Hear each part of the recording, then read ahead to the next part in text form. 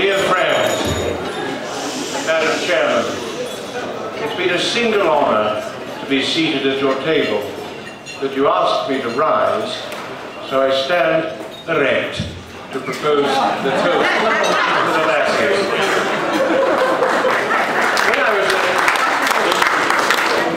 When I was a boy, I spent many holidays at the seaside home of my mother's parents.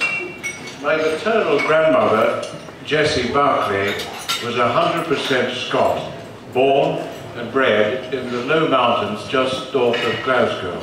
Hence this Barclay kilt. With a name like Hood, I don't feel a complete fraud showing up in it. Jessie Barclay knew by heart many of the more popular songs of Robert Burns, and she used to sing them to me at night. I hardly understood a word, but the rhythm in which she sang these and the wonderful accent left an impression to this day. We are assembled here tonight, far from Scotland in the southern hemisphere, in honour of a poet who was born in rural Ayrshire in 1759. A remarkable number of people still feel an excited sense of close connection with Robert Burns. But I confess I never, before being asked to propose this toast tonight, actually read any of his poems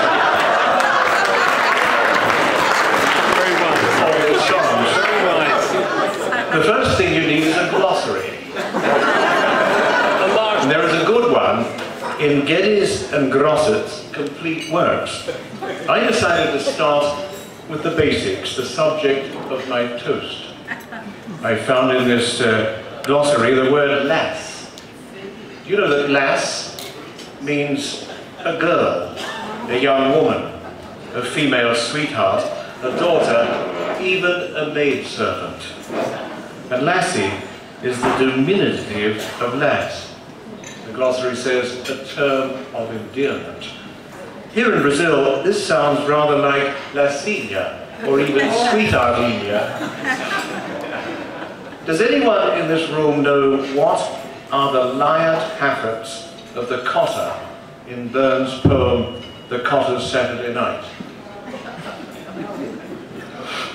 They are the cotter's grey sideburns. I found in a glossary the word crap. Crap means to crop or lop, as in lop the top of a tree. And the word krant means a blow. I could go on with treasures from the glossary, but enough of that.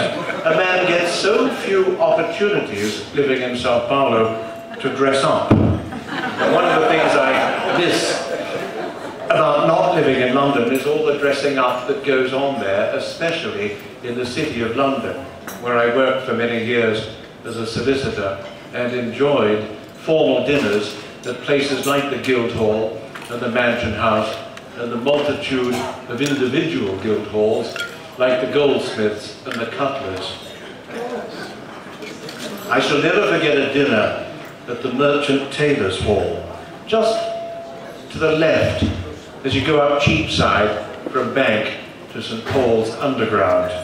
Guest of honour was the Lord Mayor. He arrived fully robed, and around his neck was the splendid chain of office of the Lord Mayor of London. He noticed on the other side of the reception room an unusually beautiful woman, and she had seen him enter. He was a handsome man, and like many successful City of London insurance brokers, a Scot, with an almost Burns-like lust. The chemistry was immediate. The lady had a spectacular chest, and there was nothing lowlands. There was nothing lowlands about this. Hers were wonderful Highland bosoms, with a freshly picked rose arranged in the cleft between them. By this time, ignoring his host, our Lord Mayor crossed the room and almost trembling, he said, "My bonny lassie, if I kiss your rose, will you blush?" "My Lord Mayor," she replied, "if I pull your chain, will you flush?"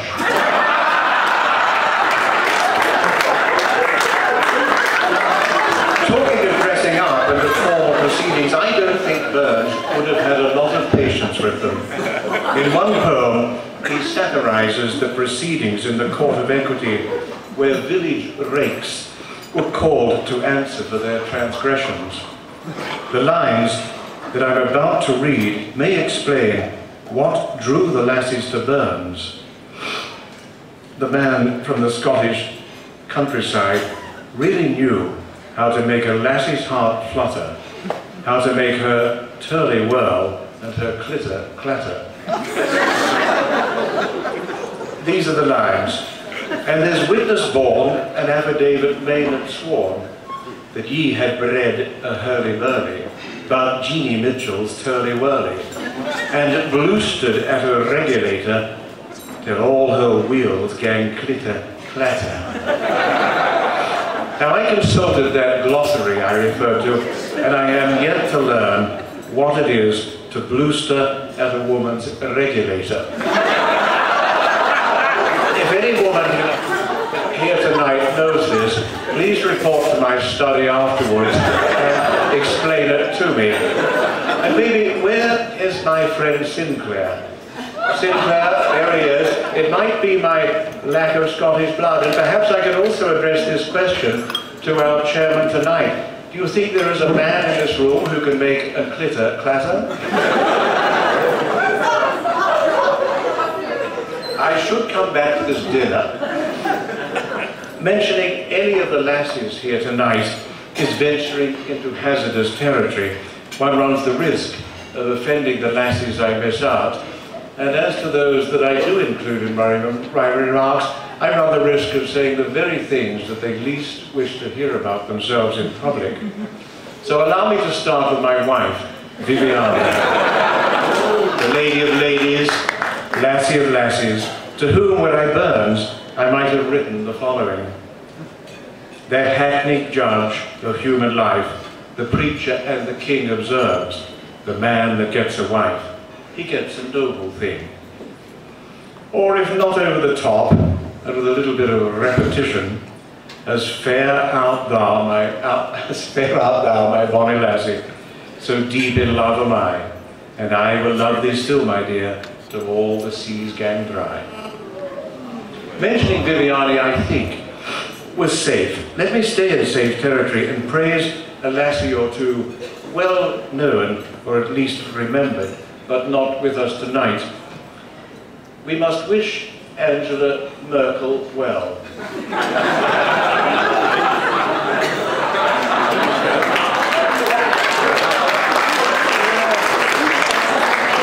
Europe's union and the future of the euro currency depend on her.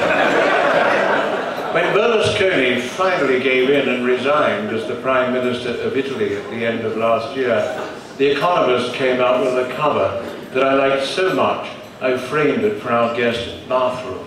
It transposed a photograph of him on a photo of a Renaissance painting of an orgy, and one of the lounging lassies was saying, "He said to send the bill to a Mrs. Merkel in Berlin."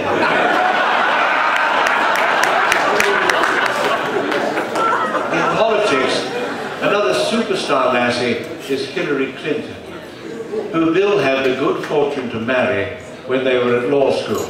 And don't anyone here forget, the law is a noble profession. Not so sure. The less accomplished Monica Lewinsky certainly got Bill up and in the Oval Office. But if he had been married to anyone other than Hillary, Miss Lewinsky would have brought him down. Speaking of great and powerful lassies, and if you will allow me to go back a couple of centuries, few can rival Catherine the Great. The historian and specialist in Tsarist Russia, Robert Massey, has just published a new biography, and two paragraphs in particular in a New York Times review that I read on this biography stood out. The first paragraph was as follows: Catherine learned to conceal pride with humility and became a very good listener. From the age of 14, she decided she wanted power, and she wanted what she couldn't live for a day without: love. And she would get them both in spades, but not from the husband who awaited her. She married Peter, son of the then Empress of Russia, while still a teenager. The second paragraph, which I like, is as follows: After waiting 7 years for Peter to consummate their union, the previously steadfast virgin understood she had no more time to waste providing the heir for which she had been imported. She discreetly took the first of her 12 illustrious and serial lovers who would offer the political acumen and the sexual gratification her husband could not. Catherine was one clever and adaptable lady.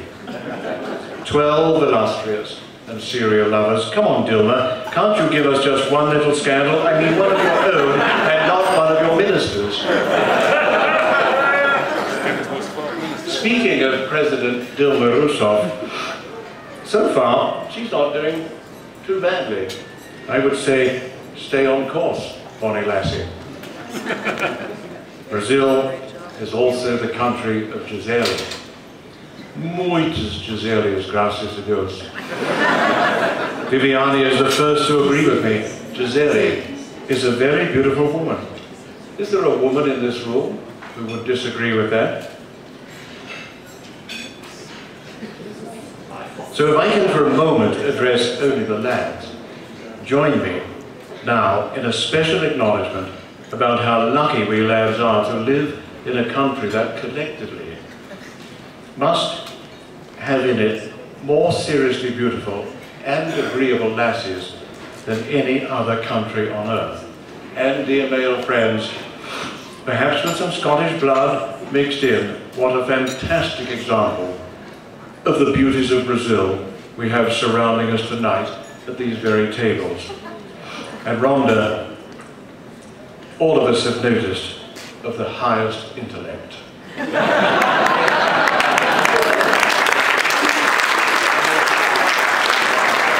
Tess, I'm corrected. I first noticed what a character, uma figura, is Christiana Tess when she spoke at the Burns dinner, I think now 2 years ago, and I shall never forget.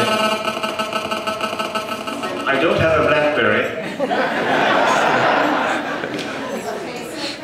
I shall never forget her memorable comment about what Abraham Lincoln and Robert Burns have in common.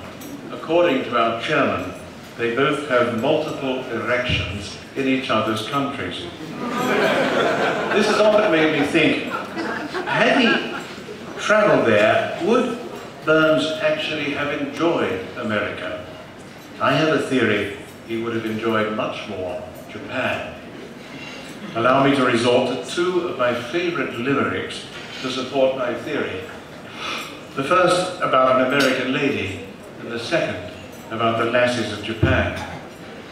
In New York, a lady stockholder, quite hetera, decided her fortunes to better her. On the floor, quite unclad, she successfully had Merrill Lynch, Pierce, Fenner, etc. But the ladies who live in Japan exist just for pleasing a man. They'll give him fellatio, or a lay on the patio, or even a goose with a fan. I am sure our hero would have preferred Japan. But no matter how pleasurable for a man is a goose with a fan, he would not have forgotten his own words from Tom O'Shanter. But pleasures are like poppies spread. You seize the flower, its bloom is shed. Or, like the snowfall in the river, a moment white, then melts forever. Now I have just one thing more. Gentlemen, in a moment I will ask you to rise, erect, with charged glasses, and join me in drinking a toast to the Lassies, the companions of our sweetest hours, partners of our hearts, mothers of our children, objects of our desires, sharers in our dreams. In Burns' own words, old nature swears, the lovely dares, her noblest work she classes over. Her apprentice hand she tried on man, and then she made the Lassie's own. Gentlemen, please rise. To the Lassies.